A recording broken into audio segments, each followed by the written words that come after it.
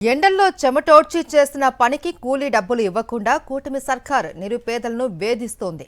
ఒక పక్క ఉపాధి పనుల్లో కోత, మరో పక్క 6 నెలలుగా కూలీ డబ్బులు అందక నిరుపేదలు నరక యాతన పడుతున్నారు. ఉపాధి హామీ కూలీలు పండగ పూట సైతం పస్తులతో గడపవలసిన దుస్థితి నెలకొంది. గ్రామీణ ప్రాంతాల్లో ఉపాధి హామీ కూలీలకు నెలల తరబడి కూటమి సర్కార్ డబ్బులు చెల్లించకపోవడంతో లక్షలాది పేద కుటుంబాల్లో సంక్రాంతి సంతోషంగా గడుపుకునే ఛాయలు కానరావటం లేదు. నిబంధనల ప్రకారం గరిష్టంగా 15 రోజులకు మించి ఉపాధి కూలీలకు కూలీ డబ్బులు బకాయి పెట్టకూడదని కేంద్ర చట్టం చెబుతోంది. అయితే రాష్ట్రంలో గత ఏడాది ఆగస్టు 10 తర్వాత ఉపాధి కూలీలకు ప్రభుత్వం డబ్బులు చెల్లించకపోవడంతో తీవ్ర ఇబ్బందులు ఎదుర్కొంటున్నారు. ఏపీలో ఉపాధి కూలీలకు 425 కోట్ల మేర కూలీ డబ్బులు బకాయిలు చెల్లించాల్సి ఉన్నట్లు కేంద్ర ప్రభుత్వం 20 రోజుల క్రితం రాజ్యసభకు లిఖితపూర్వకంగా వెల్లడించింది. జనవరి 10వ తేదీ నాటికి కూలీలకు చెల్లించాల్సిన బకాయిల మొత్తం 454 కోట్లకు పెరిగినట్లు అధికార వర్గాలు చెబుతున్నాయి. కూలీ డబ్బులపై ఆధారపడి జీవనం సాగించే లక్షలాది నిరుపేద కుటుంబాలు రోజువారీ అవసరాల కోసం అల్లాడుతున్నట్లు వ్యవసాయ కార్మిక సంఘాల నేతలు పేర్కొంటున్నారు.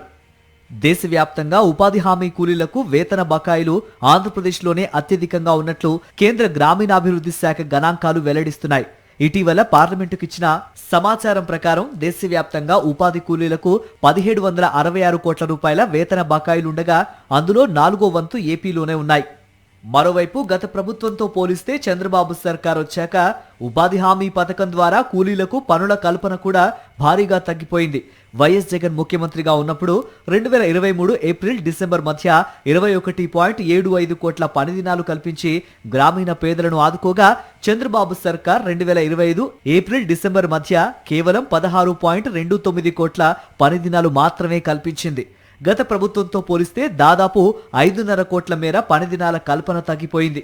అధికారిక గణాంకాల ప్రకారం రాష్ట్రంలోని గ్రామీణ ప్రాంతాల్లో 47 లక్షల కుటుంబాలకు చెందిన 75 లక్షల మంది పేదలు ఏటా వ్యవసాయ పనులు లేని సమయంలో ఉపాధి హామీ పనులు చేసుకుంటూ ప్రయోజనం పొందుతూ ఉంటారు.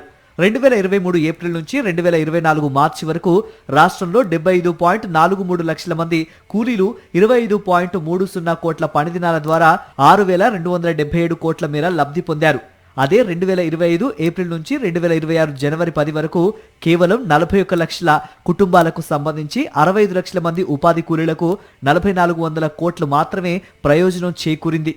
చంద్రబాబు సర్కార్ వచ్చాక ఉపాధి హామీ పథకం పనులు భారీగా తగ్గిపోవడంతో నిరుపేద ఎస్సీలే అధికంగా నష్టపోయారు.